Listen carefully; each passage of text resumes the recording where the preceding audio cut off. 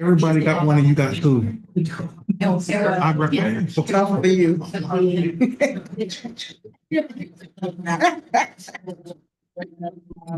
afternoon, everyone.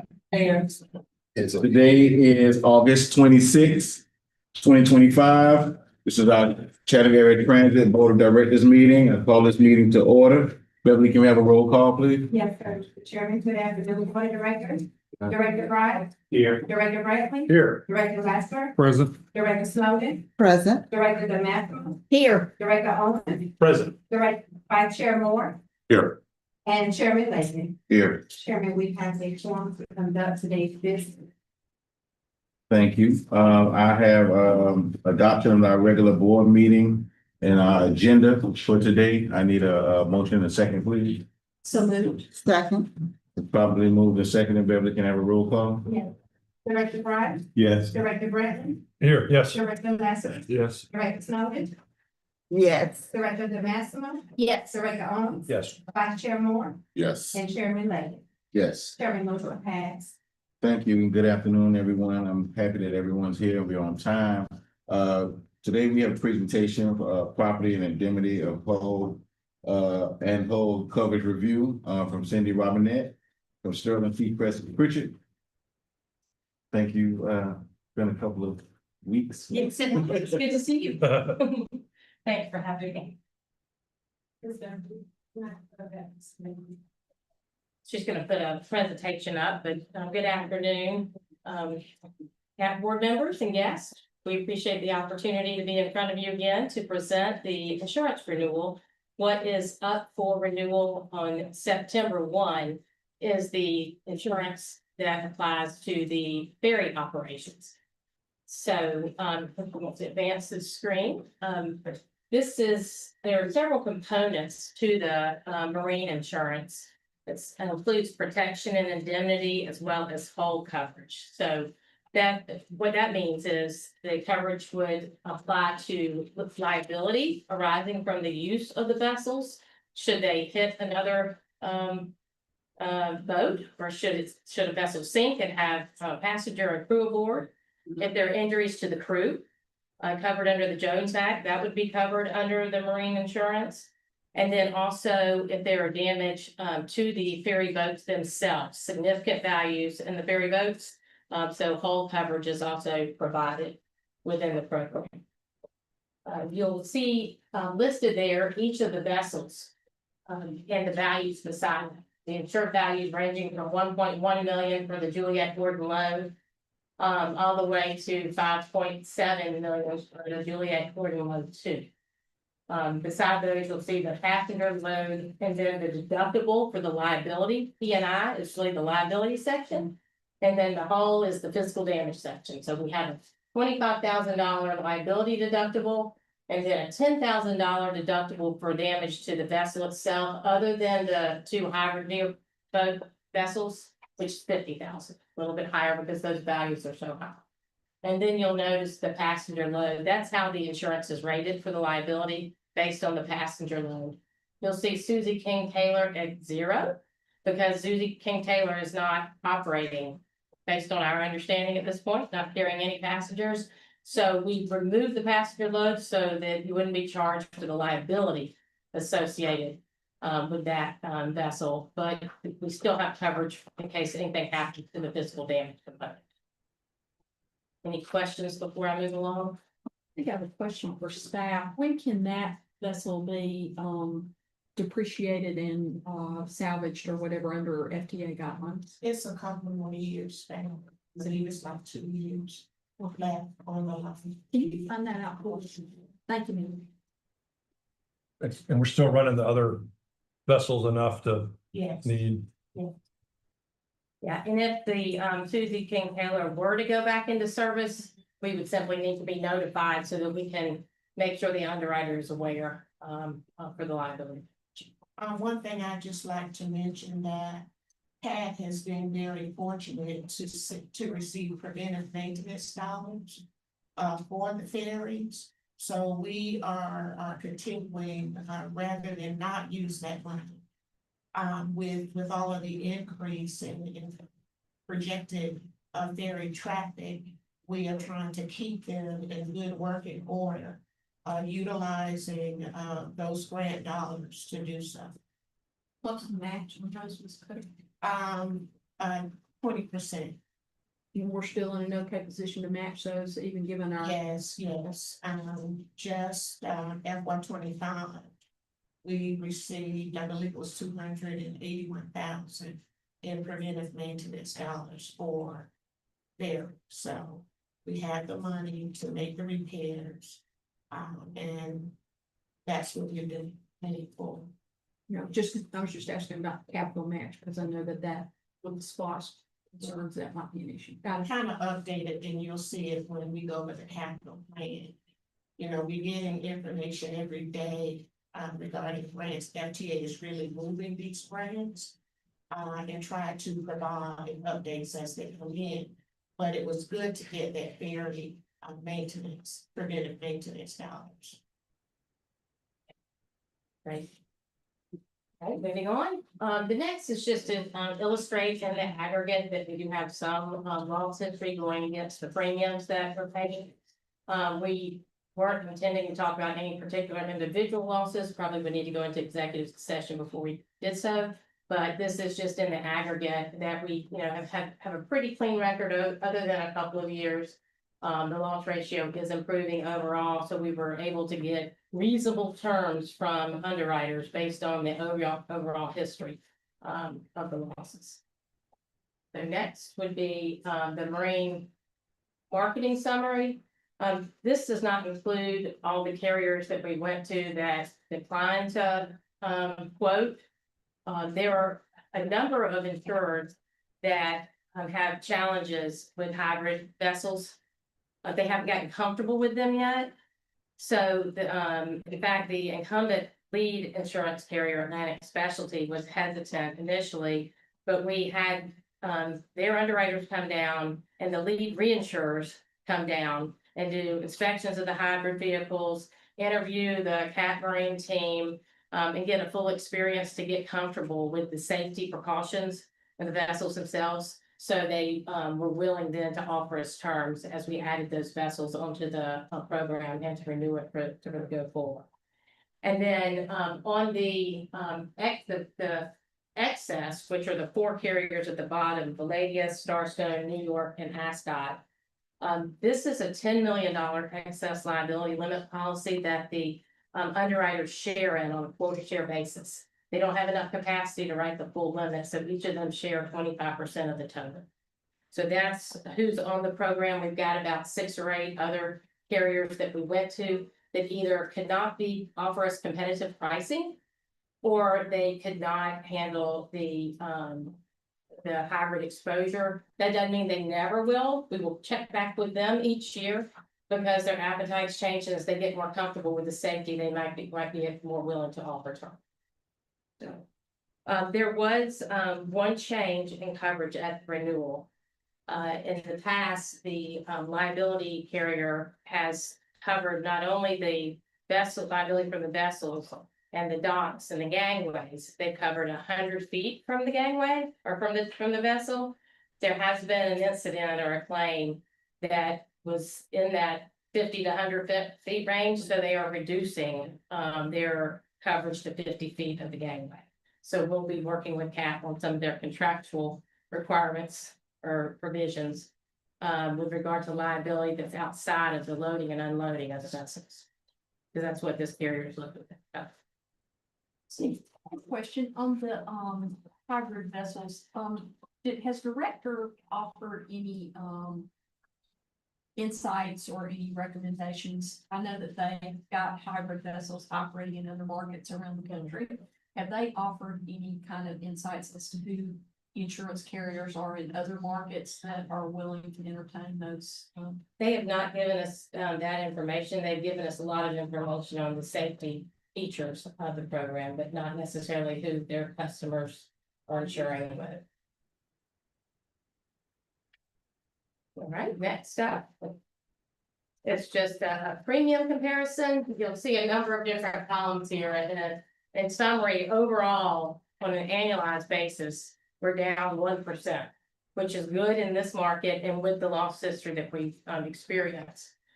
You'll notice at the far left, the dollars there, the 219,999, that's what was paid by China Area Transit and renewal this time last year. But then we added the two hybrid ferries. So that premium's in the next column, and the third in the middle is the annualized.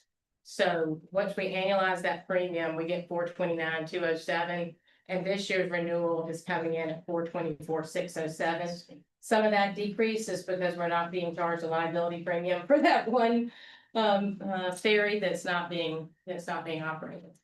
And then some of it was, just a flat renewal on the excess and a 1% on the whole increase. And that is really all that we have on this. I'd be willing to answer any other questions that you might have. Floor is open. Any questions from any directors? Madam CEO, Straightforward. any questions? Thank you so much. Thank you all. Appreciate Thank it. you. Thank you. That's awesome.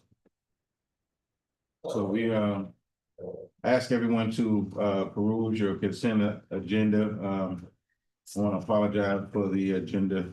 Some certain items probably didn't come out fast enough for you to look through, but please quickly peruse. If there's any pullouts, please let us know now. No pullouts. I take a motion and a second to accept items 1 through 15. Mr. Chairman, I don't have a pullout, but I wanted to point out on the lessons learned change order on the ferries we were just talking about. Yes, sir. It looks like we have learned from the first two ferries and are coming back to the third and going in and fixing the things that we've identified. And one of those is additional silencers for the exhaust system, which I think is the number one thing that we hear from people who ride is the volume of the engines. And so I want to just point out how happy I am to see that on the. And I want to also point out that they found an issue with the air conditioning, and they found a way to address it in real time instead of having to call somebody front end before doing right it on the back front end. end. So I take a motion in a second if it's Move to adopt consent items 1 through 15. Second. so it's properly moved and seconded. Beverly, can I have a roll call, please? Director Bryant, Yes. Director Bradley. Yes. Director Bachelor, Yes. Director Snowden, Yes. Director Massimo, Yes. Director Owens, Yes. Vice Chair Moore, Yes. and Chairman Lane. Yes. Chairman has to approve items 4.1 through 4.15. Sir. On item 13, I would recall that the staff report touched on the existing problem with the two ferries and noise. Is there any update as to a fix in that? Well, the new ferries, and that may correct me if I'm wrong, the silencers were put on already. And it still appears to be We'll go take a ride and check it out. When were they put in? earlier this year. So I was out with someone, we were working with someone about some development down there, the Riverwalk earlier late last week. And the hybrid came up and it was pretty loud. Okay, was it when the generator first came on? Well, it was Because I understand it's loud when that generator first kicks on in and then it goes down. and then it goes down. I don't recall where they were. They were Okay. they were pulling up to the ferry stop. Okay. So it's how it works, when it's RD, the RPM, 7 RPM, then the generator kicks in to try the battery. Once it pulls out, that noise goes so. So now the silencer we use them goes in one side. So we'll go check it out. Yeah. Yeah. Contrary to popular opinion, locals do go down to River Street. We'll go check it out.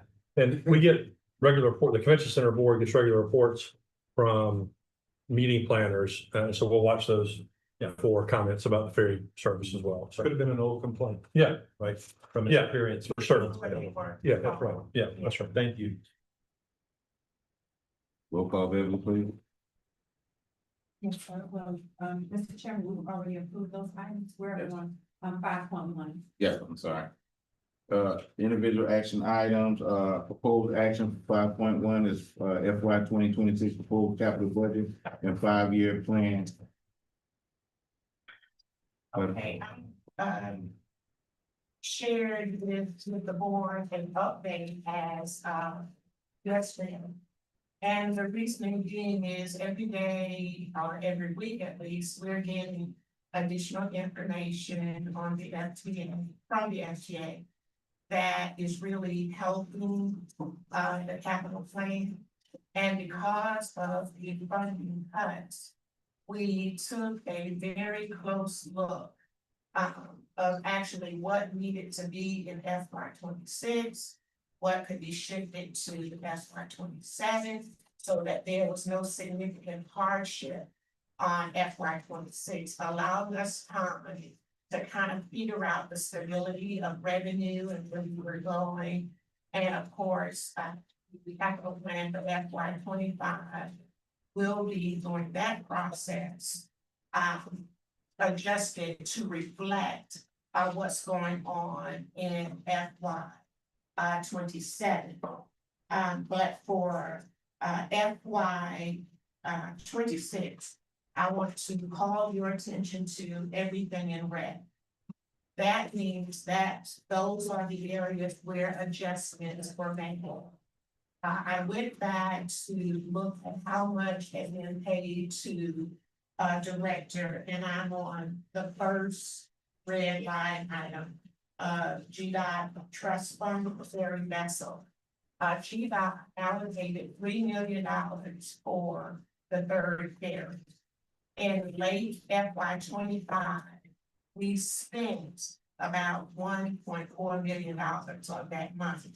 So the remainder that's available for FY 26 is the $1,598,745. So that is an up-to-date accurate change. In August of this year, which is FY 26, we made another payment of $883 some odd dollars. In process are the other two, well, the 1.8 million is already executed, so we're good there.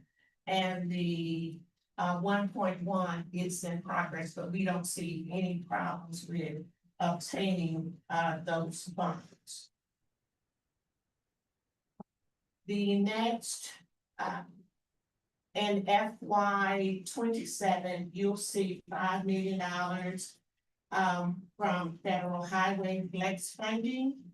Now this $5 million includes the FY 24 grant for electric hybrid bus in the amount of $831,484.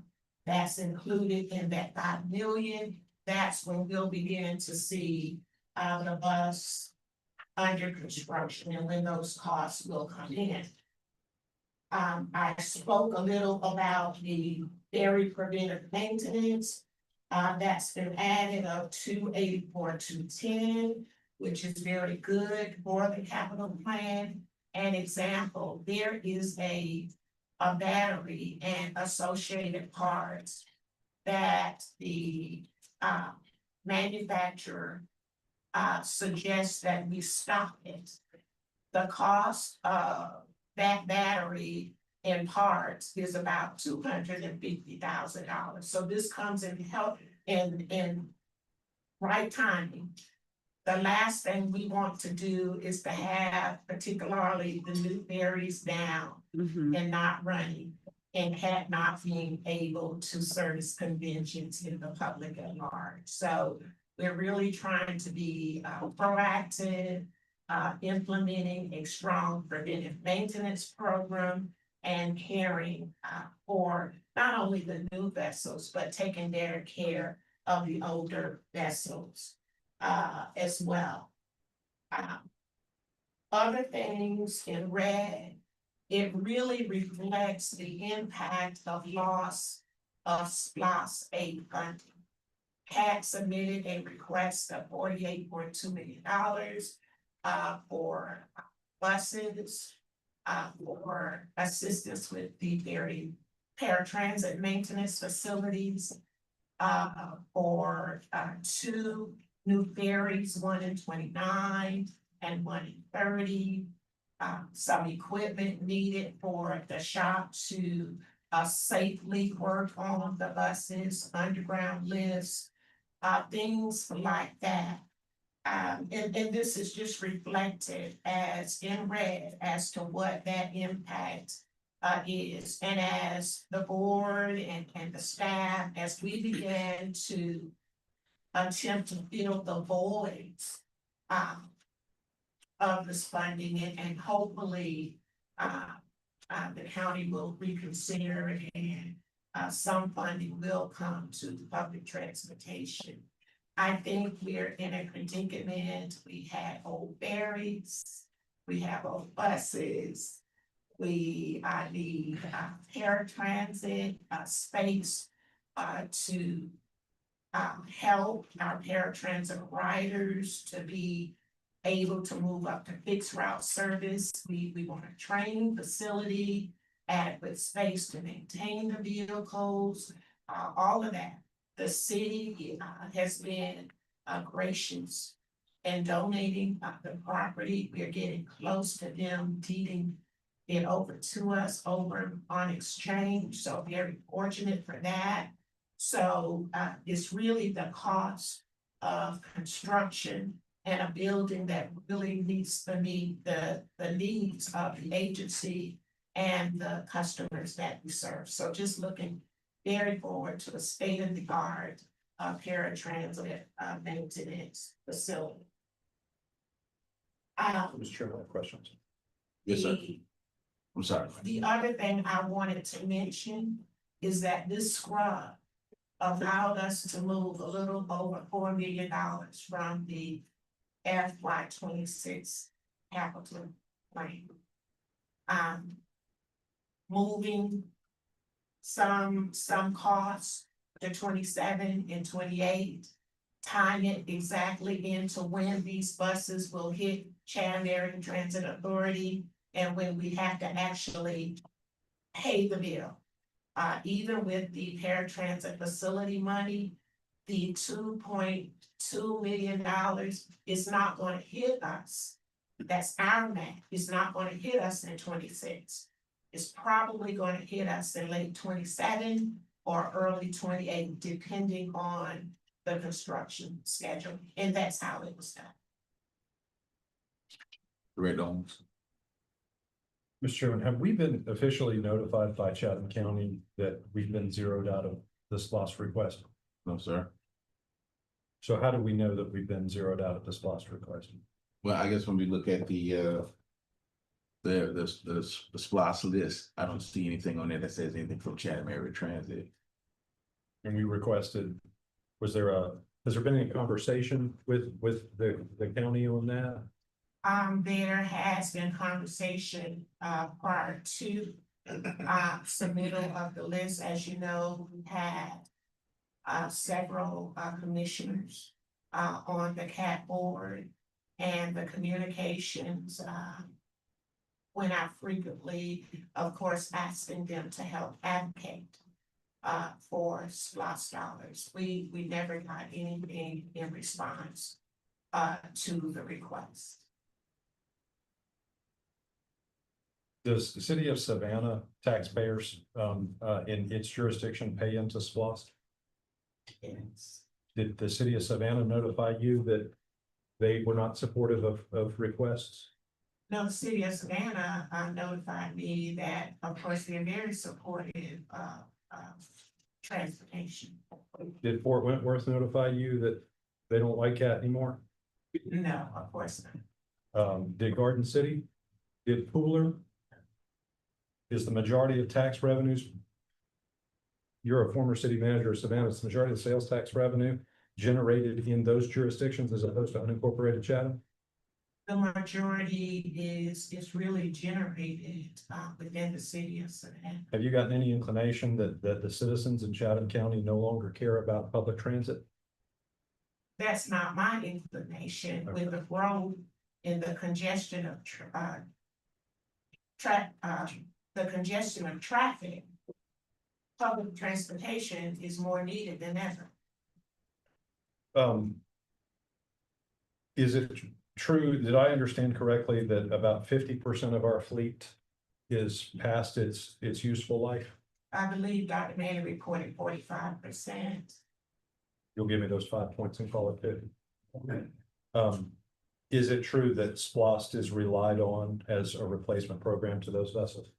SPOS has always been the local match component for public. I'm sorry, would you say that again? SPOS has always been the local match component.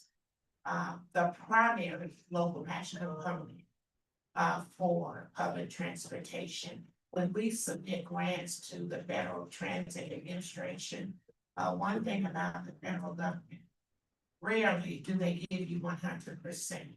They say, we'll come to the table and help you, but as a community, you need to come together and contribute to helping your community.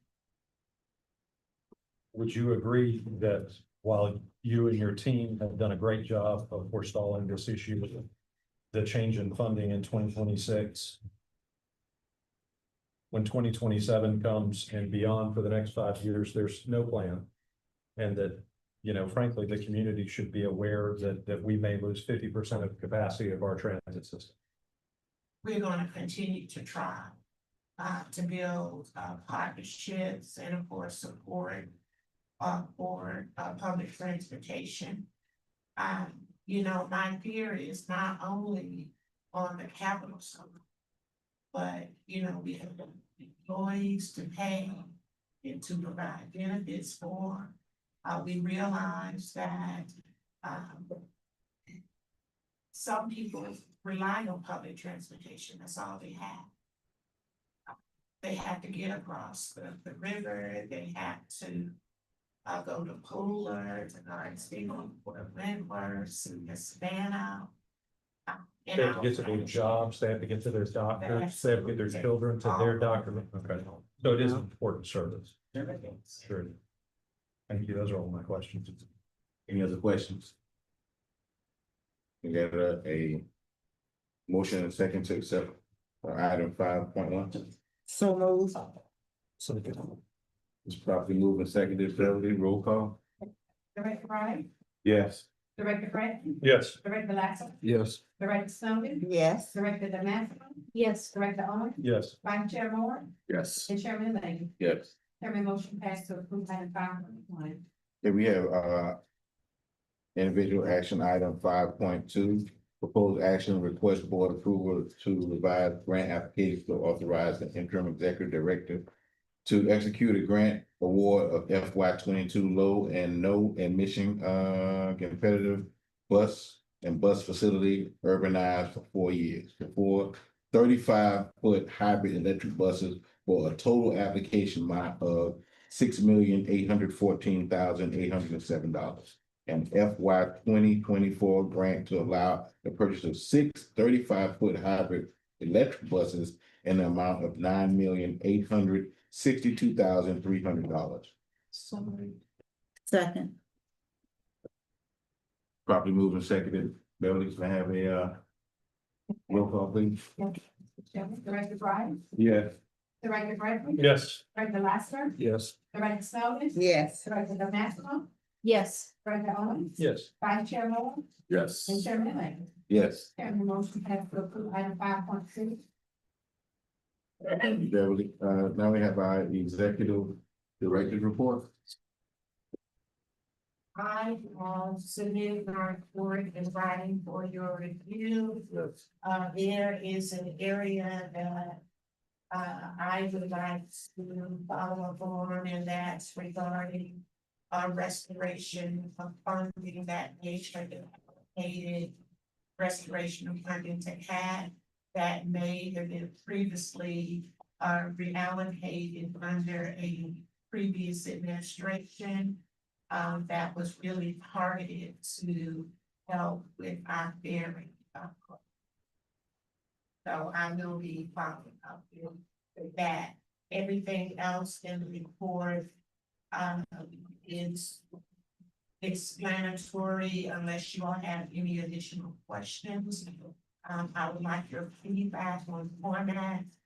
If this is what we're expecting, of course, it will vary monthly. Sometimes you will have some charts and some graphs, but as we get started and you all become a little more familiar with Chatham Area Transit Authority and what we're actually doing, I'm really trying to focus on the challenges and what we're doing to educate the community on the services of the transit system as a whole. Ms. Cutter, in your report, I just wanted to mention, I noted that you have potentially a meeting coming up with the GDOT commissioner. Yeah. And, I know that'll be facilitated, of course, by our, lobbyists. But if there are board members that can be helpful in that regard, that have those relationships, I know there are several of us who do, we're more than happy to help out, in that request that may be forthcoming during that meeting or anything that, presentation or whatever. Once we get a date and time, I will send it out to you. And encourage participation. Can we take a bus? I just wanted to comment how much I appreciated the forward looking as well in the report. It's nice to be able to see what you're looking at around the corner in future months. That's just awfully helpful. Not just to look at the last 30 days, but look, it looks like you're looking forward for the next 90 days as well, at least in the report. That's appreciated. It's helpful.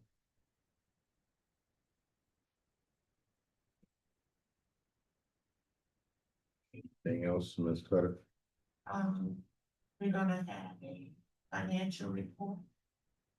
Yeah, because I wanted to make sure I had some clarification from Director Owens. That's what he's asking for, that we have a financial report monthly. That's right.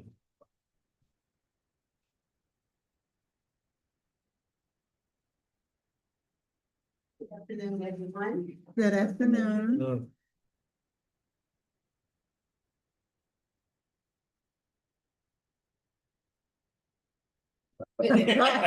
Wow. Hey, the kids that you put in the corner. Okay, our financial updates for July, July, please. We have just closed down our first period of fiscal year 2026, which is July. Our revenues, $1,738,398. Budget, $3,057,842 from variance, $1,319,000. Expenses, $1,995,782. Budget, $3,057,000 for variance of $1,062,060. The month to date and year to date variance, which is the same, $257,384. Next slide. Revenues by category.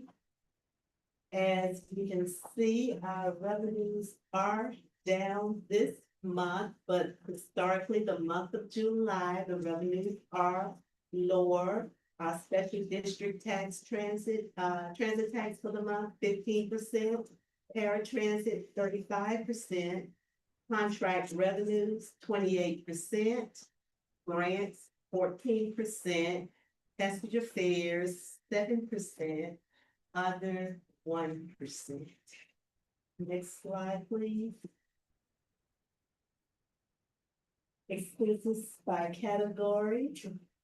With our expenses, the salary and wages are typically our highest category, which is 44%.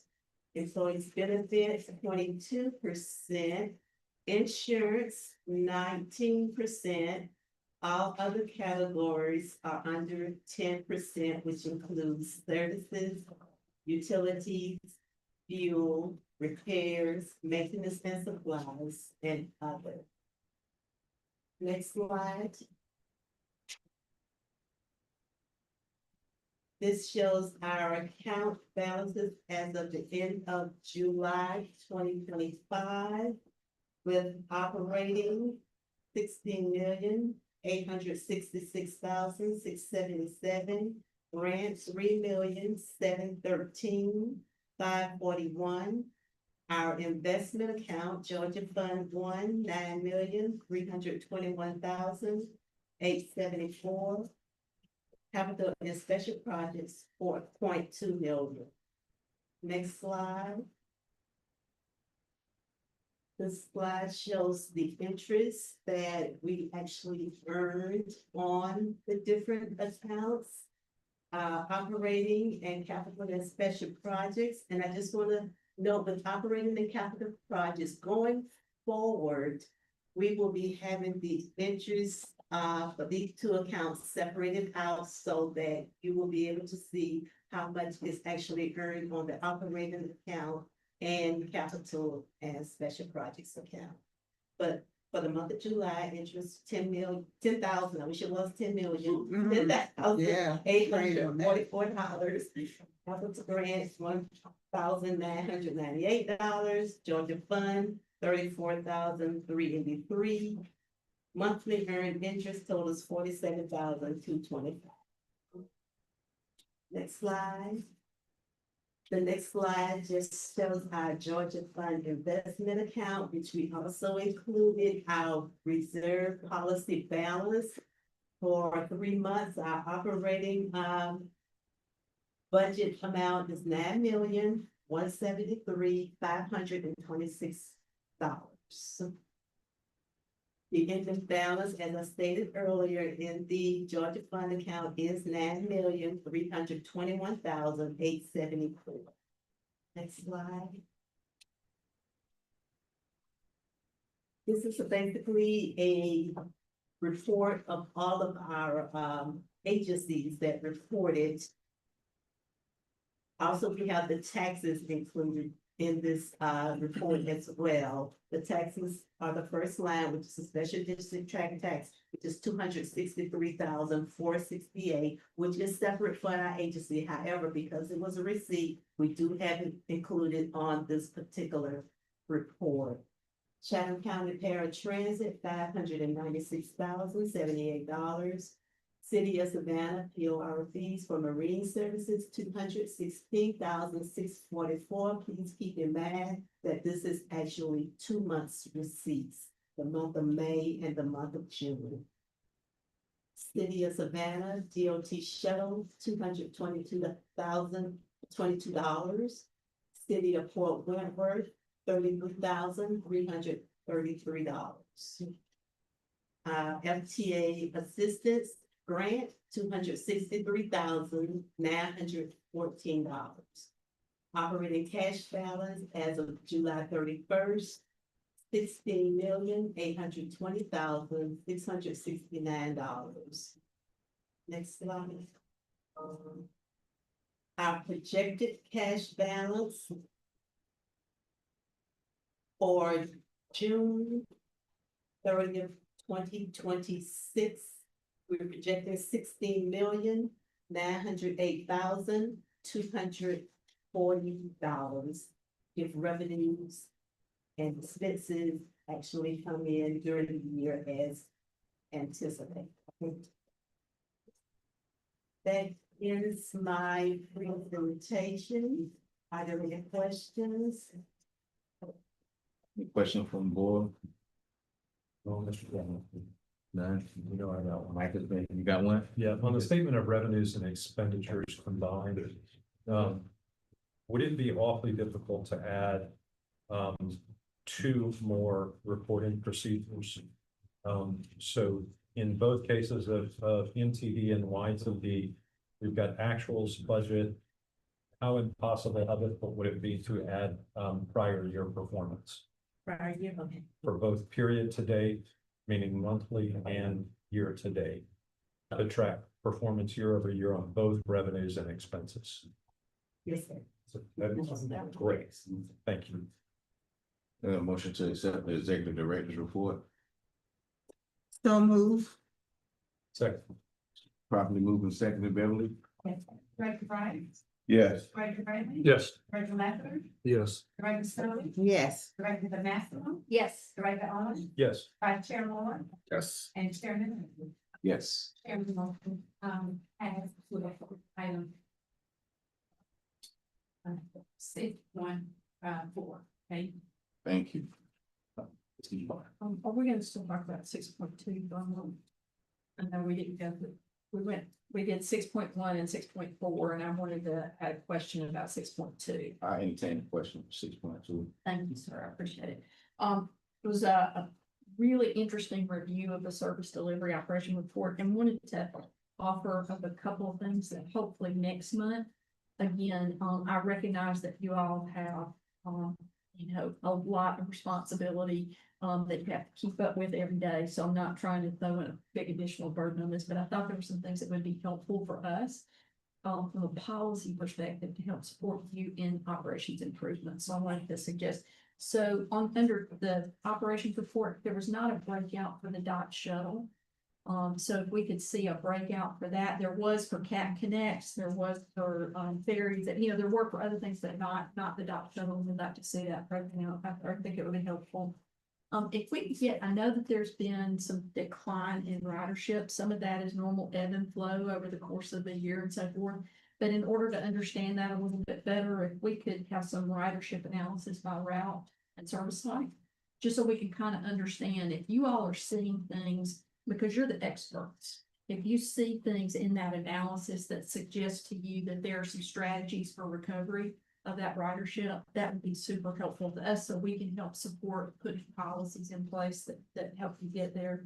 And then lastly, it would be really also helpful to see the consistency of that with the CAT Master Transit Plan. I know CAT spent over a year in developing that plan with the support of the full community, the business community, all of the cities were involved and so forth. And it established a very clear vision and direction.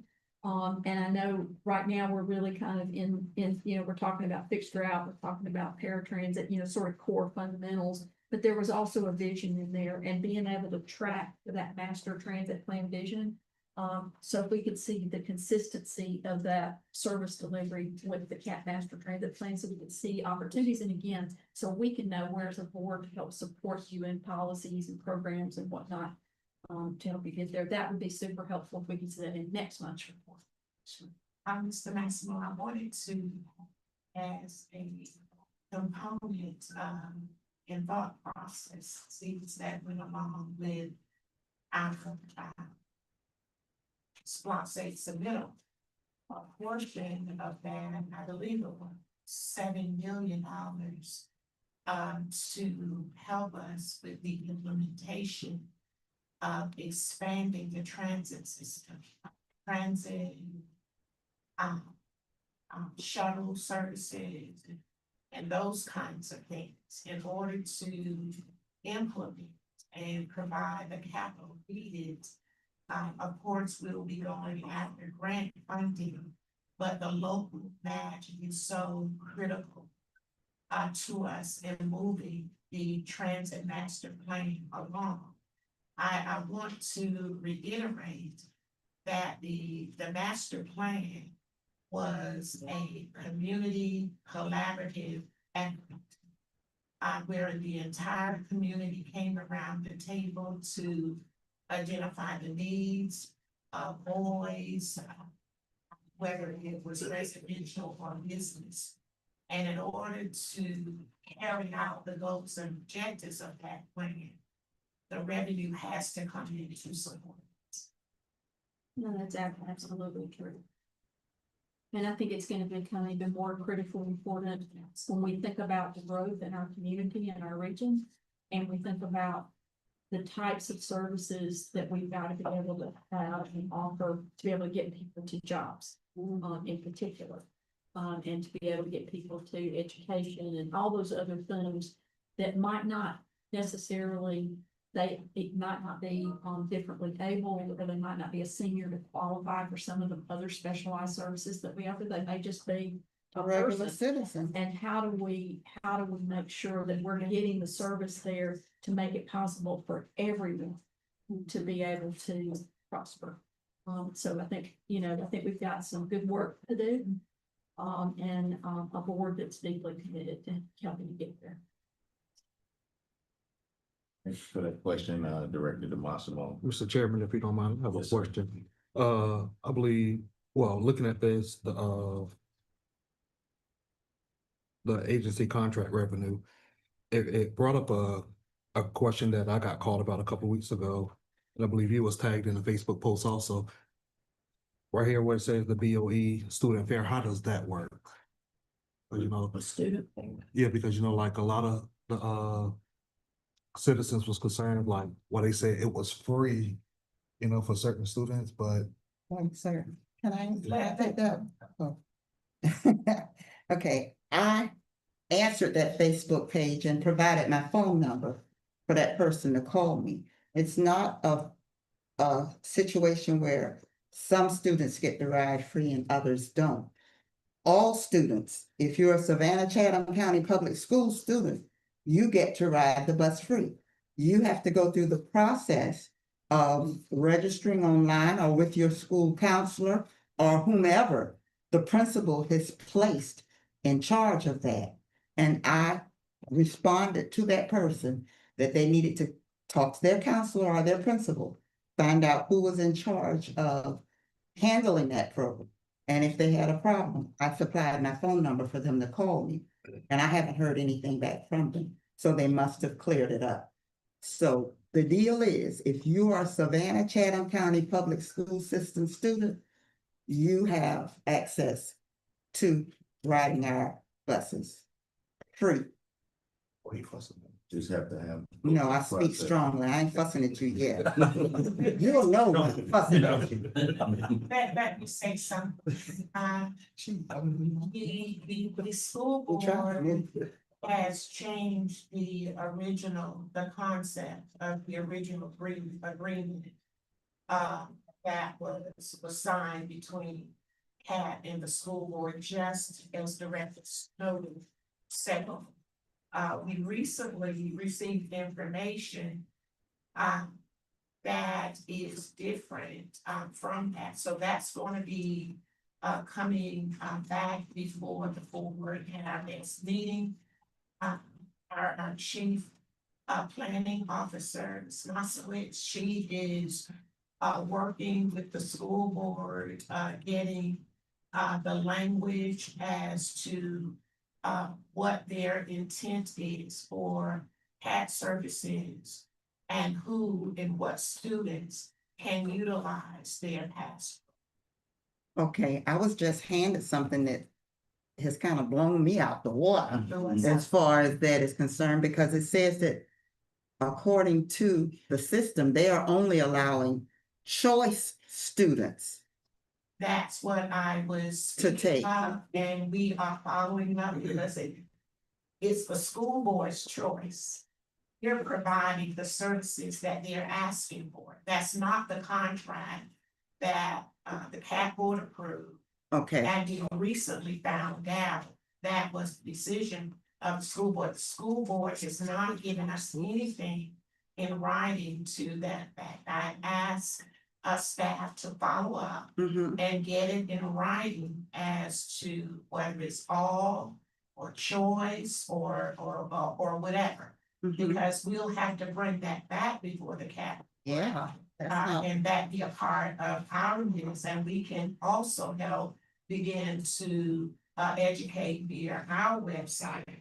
It's totally the school board's choice as to what level of service they would like for Chatham Area Transit Authority, and we have to abide by that. Well, I hope we would make sure they understand that we want that service for all of our students, not just our choice students. That was not the original. yeah. Well, do we run routes for the purpose of serving these students, or are they just jumping on the routes that are? Jumping on that those. Yes. So it's choice students. Any other questions for that item? There are no other questions for that item. We move forward with item number 7. We didn't receive anything. one or two for by as of 8/26/2025. And we don't have an executive session. I spoke with our attorney. He doesn't have anything to offer. And we don't have any old or new business. So our next regular meeting for the Chatham Area Transit Board is Tuesday, September the 23rd, 2025. There's nothing else for the greater good of the board. We adjourn. Well, look at that.